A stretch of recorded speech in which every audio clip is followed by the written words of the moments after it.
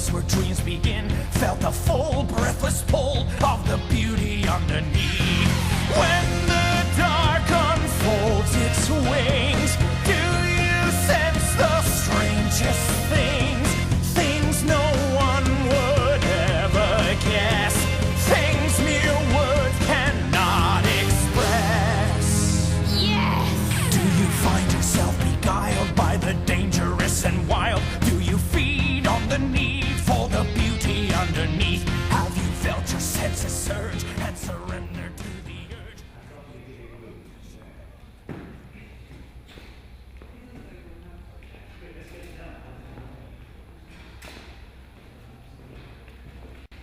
It's very difficult to talk about an approach to Love Never Dies by itself.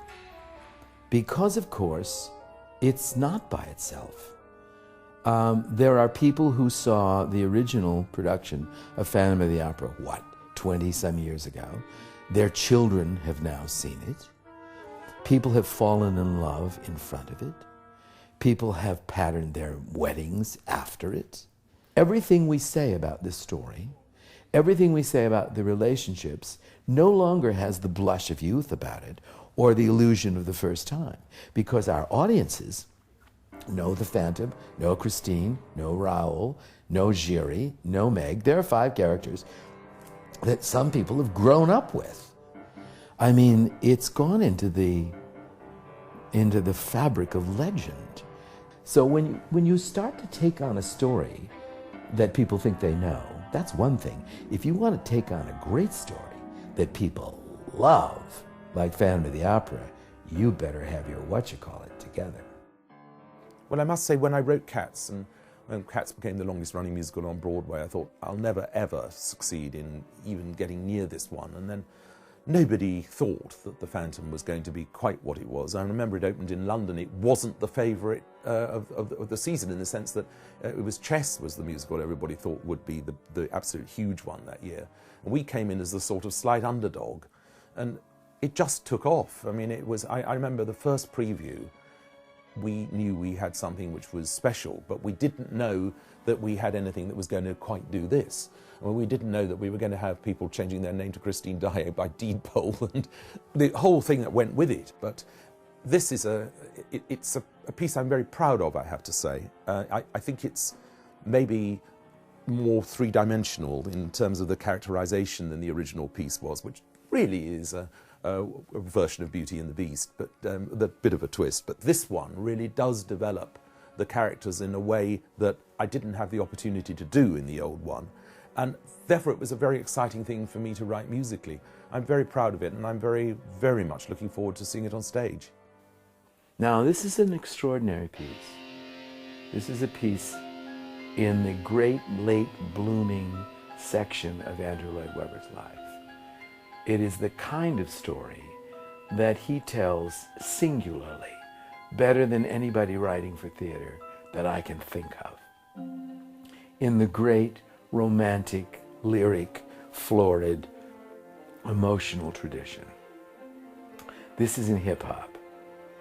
This isn't a jukebox musical put together of snippets from other things that you've danced to in the 90s, in the 80s. No, it's emanating out of that river of melody that courses through that man's veins. And it is the end product of a story he began telling 20-odd years ago, 25, 26 years ago.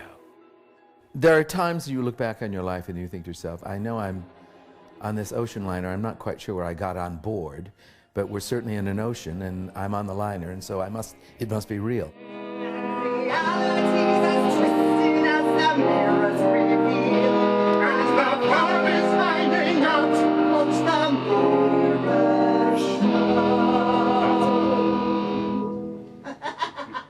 Andrew and I have worked together for 22 years on these albums now, so there's a shorthand in getting what he wants down. And we've developed that over the years, that generally I know what he's looking for. And just basically to work together to get the best result out of everybody.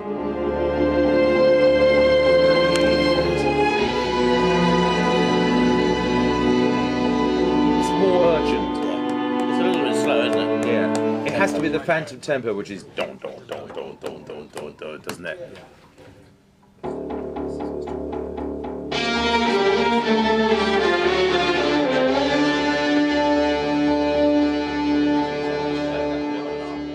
Yeah, I mean, it's the biggest thing that we've all done for a very long time, and you know, there's a sense of history about what we're doing. Because if we were here 25 years ago when it was the original Phantom, look what happened to that. We all have this thing that it could happen again, and you know, it's a great story and should happen again. Come and meet a friend of mine. Welcome to my world, my friend. I think it ought to be a little bit closer to the bridge, you know. I think, come and meet a friend of mine, I think she's edgy, you know. I mean, she's nervous, isn't she? Come and meet a friend of mine. Welcome to my world, my friend. It's going to be good, Gav. We've just got one lyric change that hasn't made it in. Which one is it? We've got it here on the page. It's all about storytelling on this one, and Jack, our director, has been here for a couple of days, and we know the story, and you never need... You always remember when you're making an album that you're still trying to tell the story without visuals, so it's tougher. You have to make it even clearer when you don't have the actors up there to look at. Yes, if that would serve to ease your troubled mind. Served, well, actually, it should be just a... Crotchet should be a 2/4 bar for a start. That's the way to do that. Okay. So 53 becomes a 2/4 bar. You know, writing lyrics is a very particular and specific craft. It has to do so many things at once, and it seems very simple on the surface, but you need to take an emotion and distill it down to a poetic essence to find a continuum between whatever the character's spoken language would be and what their sung language would be, and to make sure that those two things feel the same, even though once they start singing, the language takes on a more compressed, poetic quality to it. Working with Andrew on this particular project was a little bit different in that he had a synopsis of the story before we began working together. Andrew made a huge discovery in finding the musical language for these characters and discovering where the emotional heartbeat of the story lay. When Jack and I came on, there was a lot of discovery in how did the story stitch together, how did we flow from one scene to the next, how did the characters interact on a verbal level. You need to make sure that the words that you choose fit into the time and the place that the story is set in. Just this week, Andrew was in the studio recording the album, and he called me up and he said, you know, at one point in this lyric, you used the word rewind. Is that a word that they would have used back then? And I had to sit back and think, no, we use the word rewind because we have tape that you can hit the rewind button on, and it certainly wouldn't be a piece of language that they would use in any sort of colloquial sense in Europe or even America at that time. And so I went back and I changed it to unwind, which gives the same sense but doesn't have that anachronistic sort of jarring quality.